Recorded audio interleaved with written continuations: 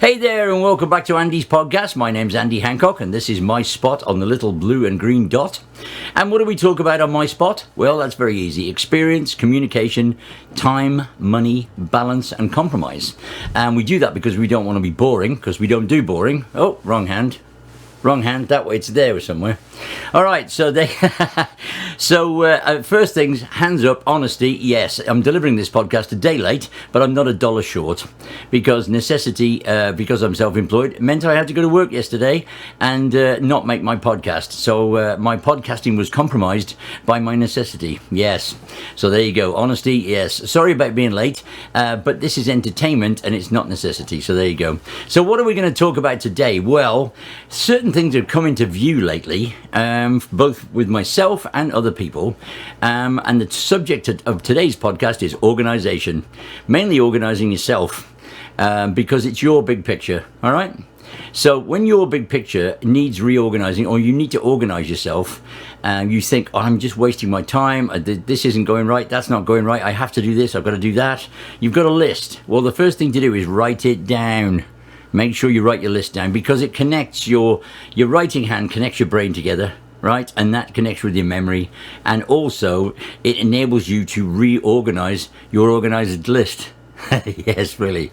So when you write it down, it's about your big picture, and it's a list of 10 things, 5 things, 8 things. It doesn't matter how many there is. Who cares, right? It's the whole point is you write it down, because when you've written it down, you will then look at that list and go, oh, I can't do that because I've got to do this, and then I can't do that because I've got to do that, and then oh no, oh right. Anyway, so it enables you to reorganize the list into priorities and all that sort of stuff. But the problems or the challenges, right? There are no problems, there are only challenges. Amusing, I find that, really. But anyway, they're either critical or simple. Right? Very simple. That's it. Critical or simple. So, and there are only 4 categories, really. I mean, if I've forgotten one, you'll have to tell me, but in the comments below. And while you're there, smash the notification bell and subscribe, obviously. And pass the video on, because you can listen to it in the car. You don't have to watch me waving my arms around, you know? Anyway, so the 4 subjects that they're either work-related, domestic, financial, or health. Well, your health is critical. So that's always at the top of the list. You've got to look after yourself. So, you know, and I'm particularly good at that. Anyway, so you look after your health, because without your health, you haven't got any others anyway. It won't make any difference to you. You're going to fail because your health is failing. So there you go. So what is the main premise of this thing? What is going to solve, here it comes, by the way, here it comes. What is going to solve 99% of your organizational issues? Asking for more time. That's the key to solving organizational issues. All right? Asking for more time. Now, okay, yes, you can ask yourself to give yourself more time, but that's sort of, you know, it doesn't really work. So that means that, that communication is vital to that. The most important things of our 6 keys, which are experience, communication, time, money, balance, and compromise, in this case, are time and communication. All right, they're the most important things in solving organizational issues. But the communication means asking for more time. All right, just like I told myself I needed more time yesterday to make a podcast, but I didn't have time, so that was it. And my necessity overtook entertainment. So, you know, if you're thinking about entertaining yourself and you know that that's going to compromise other things, well, that's not a good organizational strategy, is it? Yeah, good. I say very pious when I say that, don't I? Wow. Yeah, a man who works on a beach hasn't got time. Anyway, so, but it's not meant to sound like that. I'm using my experience to tell you about my stuff and how it's helped me do things, and writing it down is vital. Let's give you an example, some real world examples. Your child and a family dynamic is completely different to if you're on your own. So a family dynamic, your child comes home and says, oh, I'm going to a party on Friday night, I need you to take me. Fabulous. And then you think, oh no, I've already got Friday afternoon sectioned off, I've got to do this, I'm already picking up this, and this. I haven't got the 2 hours because I need the 2 hours to write the report for my boss, which I can't do because I'm taking Friday afternoon off. And he wants it by Monday morning, and I'm not compromising my weekend. Right, because you're a family, you need time to yourselves, right? It's not all about work. So you need that 2 hours to sit at home, do your report, be quiet and all that stuff. So you have to explain to a child why they need to organise themselves more efficiently and ask their friend if somebody can pick them up and take them to the party. You don't mind them going to the party. That's a no-brainer. But you haven't got the time to literally take them all the way across, because the 2 hours you need to do the report is when they would be being driven around, right? So you have to explain to a child who has no cognitive experience at all, because they're a child, and until 25 they don't really understand any concepts about life because they literally haven't been on the planet long enough. So and that's not their fault. They've just got, so that involves patience. So you have to explain to them why you need the time, because you need the time to earn money, which leads to them being able to enjoy life as they do, because you go to work and earn a living, and you have to please your boss, and that's how you do it. You're right, you get things done on time. So that's that's not going to be an easy conversation. Never is. Kicking, shouting, screaming, throwing things around, slamming doors, all that stuff. So, but then what about the other side of the coin?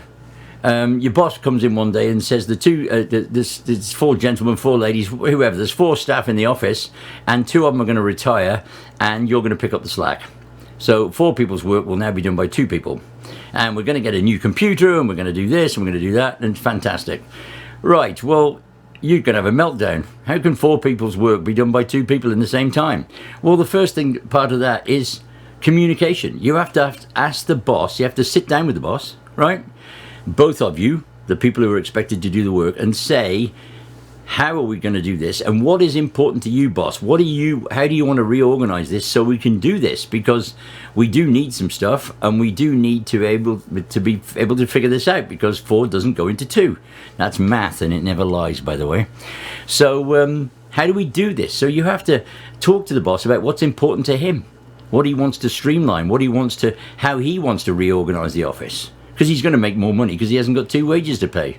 But a simple way is, let's say you're doing a lot of tedious paperwork or tedious pre-paperwork that could be done by somebody else on a part-time basis, which would enable you to start from not point 1 but point 5 on your daily agenda or whatever, because somebody else had already prepared all this other stuff. Well, saying you're going to hire a temporary person to do the work that would enable you to be more efficient is what every boss wants to hear. Okay, so you come up with better ideas about how you're making more money and be more efficient, the boss will be listening. Okay, I guarantee it. So it's about communication, and there's always going to be balance and compromise. There has to be. 4 doesn't go into 2, so that's the way that's going to work. One of the things that leads on from that is everybody, the reason video content is so massive, people are very, very good at creative ways of saving time for themselves. And when I want to save time doing something, or I want to know how to do something quickly, or I want a solution, I go online and watch it, and usually it's YouTube. But when I discover a video, let's say I want to change the belt on my lawnmower and I need to know how to do it. Well, there are videos that start off by talking about, oh yeah, I've got to mow the lawn because my chickens. Oh yeah, so my lawnmower's not working, so I have to fix it, and the chickens do like it when it's slightly longer, and it goes, and they ramble. So I click that video, next, and if it's not the subject I exactly need, I just go click, and I work down the list. Or I revise my description of it because my communication isn't good.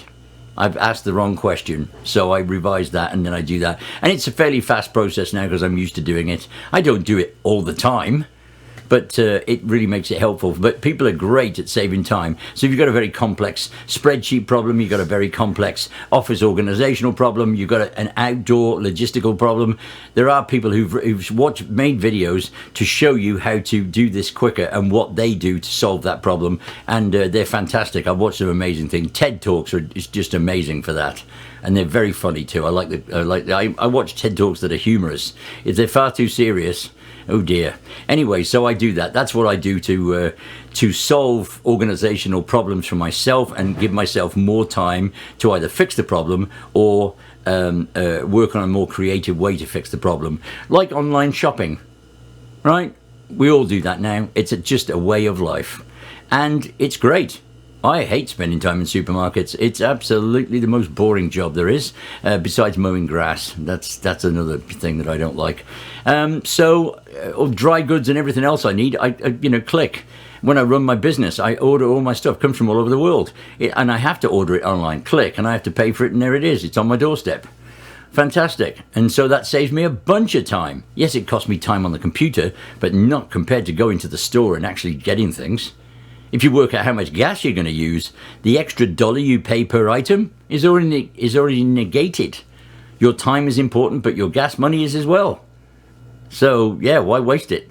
Pay the extra dollar for a product, get it shipped to your house because you know exactly what you're getting. Done.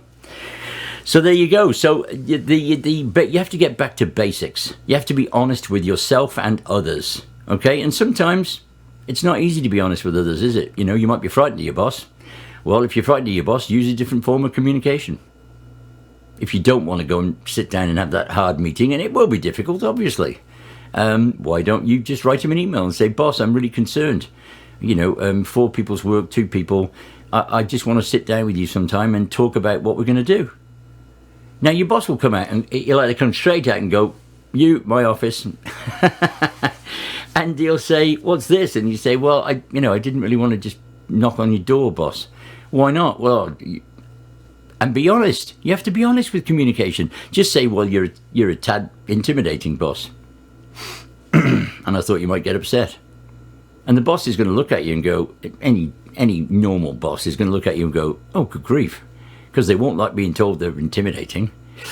I've been told that. Yes. Yeah, and it was quite upsetting at the time. I thought, wow, I'm upsetting somebody by talking to them. Am I really that aggressive and intimidating? I don't think I am. I think I'm confident in what I'm saying. But of course, to others who aren't confident, it may appear to be intimidating. And it was very upsetting to me when I found that out. And I altered the way I talked to that person.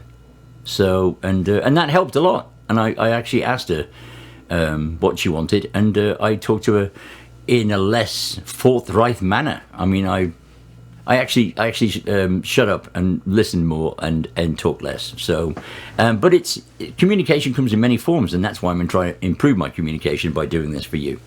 So, and for me, it's improving it for myself. So you have to be honest with yourself and honest with communication. So you need some patience too. It might not happen straight away, so you need to learn patience. Patience is a virtue. Possess it if you can. Found in a woman, but never in a man. Well, it used to be never in an Andy when I was a kid, but whatever. So, as my mother, bless her, would tell you if she was around. So what does solving your organizational challenges begin with? Effective communication. And that's going to give you the time you need to be more efficient. All right? Not boring. All right? Like Andy's being late with his podcast because you were waiting for it. Lots of people waiting for my podcast. There's a thought, right? But that's what it'll do. You need to ask for time with effective communication to be more organized. And but you also need to be honest with yourself and split it into work, domestic, financial. Your health is critical anyway. But write it down. You have to write it down. So that's the most important thing. Write it down, use effective communication, and it will help with your time and your organizational abilities. Okay? And a famous person once said that busy people don't have time, they make time. And that's absolutely true. If you've got it's not just CEOs of big companies. It could be a mom with 5 kids, right? If they haven't got time and every single thing is scheduled, ba-boom, ba-boom, ba-boom, ba-boom, right? What happens when one of those things goes awry or something else comes in from the side? Meow. Like you've got your schedule for the day and you get a flat tire. Well, the first thing that happens is you communicate with the people who are depending on you to be there on time because you've got your day mapped out and you say, I've got a flat tire, I'm going to be behind today, I'm not sure whether I can make it, let's cancel, let's reschedule, whatever. But, you can't see a flat tire coming. I'm not saying your organizational abilities are going to stop a flat tire. Of course they're not. But effective communication will give you the time you need to get reorganized or just organized. Okay? So that's it for today. Very short one today because it's late. Yes. And I'm not organised. But I hope you're enjoying them. Please comment below. Remember to smash the notification bell, right, and subscribe. And please pass it on. I would like some comments about whether you listen to it in the car, whether you listen to it in the computer, whether it's on your phone, how you listen to my podcasts, and how they come across, because I'm always waving my hands about and things. And obviously you're not seeing that when you're driving, you're just listening. So is it more effective as a podcast when you listen to it? Is it more effective when you watch it? So that would be really helpful for me to know as a podcaster.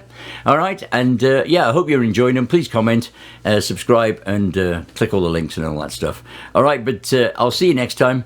And this is Andy from his little spot on the green and blue dot, signing off. Yes, goodbye. And remember, all creation begins with destruction. Yes, and we don't do boring. I'll see you next time. Bye.